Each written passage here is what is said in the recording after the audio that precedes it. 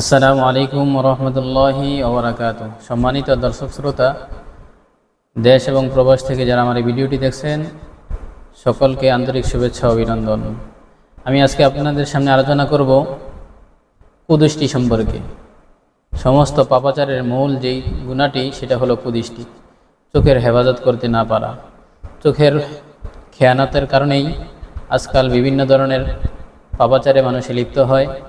জিনা, বেবিচার, ইফটিজিং এবং যত ধরনের পাপ কাজ হয়ে থাকে এই কুদৃষ্টির কারণে হয়ে থাকে।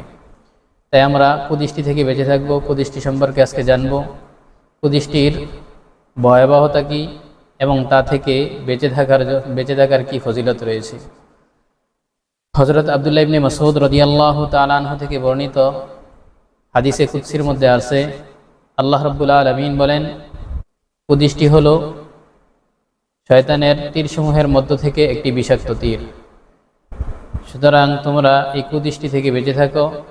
আল্লাহ রাব্বুল আলামিন বলেন, যে ব্যক্তি এই কুদৃষ্টি থেকে বেঁচে থাকবে আমার ভয়ে, আমি আল্লাহ রাব্বুল আলামিন তার অন্তরের মধ্যে এমনভাবে ঈমানের নূর তৈরি করে দেব, যার স্বাদ সে অনুভব করতেই থাকবে। সুবহানাল্লাহ। এই জন্য আমরা কুদৃষ্টি থেকে বেঁচে থাকব, তাহলে ঈমানের স্বাদ পাওয়া যাবে, নামাজের মধ্যে স্বাদ পাওয়া যাবে, ইবাদতের মধ্যে মজা পাওয়া যাবে। আল্লাহ রাব্বুল আলামিন আমাদের সবাইকে যেন কুদৃষ্টি থেকে বেঁচে থাকার তৌফিক দান করুন, আমিন। কুদৃষ্টি থেকে বেঁচে থাকার আরেকটি ফজিলত রয়েছে। অনেক বর্ণনায় পাওয়া যায়, যে ব্যক্তি একবার কুদৃষ্টি থেকে তার নজরকে হেফাজত করবে, আল্লাহ রাব্বুল আলামিন তার আমলনামায় 10,000 রাকাত তাহাজ্জুদ, কবুল তাহাজ্জুদ পড়লে যেই সওয়াব, এই পরিমাণ সওয়াব তার আমলনামায় লিখে দেওয়া হবে। সুবহানাল্লাহ। তাই এই কুদৃষ্টি থেকে বেঁচে থাকবো আমরা ইনশাআল্লাহ। আল্লাহ রাব্বুল আলামিন আমাদের সবাইকে কুদৃষ্টি থেকে বেঁচে থাকার তৌফিক দান করুন, আমিন।